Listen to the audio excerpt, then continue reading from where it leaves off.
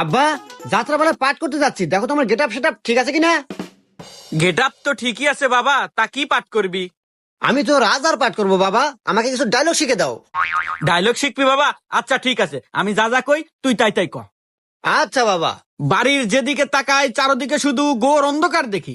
বাড়ির যেদিকে তাকাই চারদিকে শুধু গুড় গন্ধ দেখি। সি সি বাবা, এগুলা কি করছ তুই? সি সি বাবা, না কি কইস তুই? আরে তোক দিলাম রাজার পাঠ, তুই হরস নেথুরের পাঠ। আরে তোক দিলাম রাজার পাঠ আর তুই করস নেথরের পাঠ। আরে তোক কবের কলাম কি আর তুই কস কি? আরে তো কুবের কুলাম কি আর তুই কোষ কি? আরে তুই বিষয়টা বুঝতেছু না।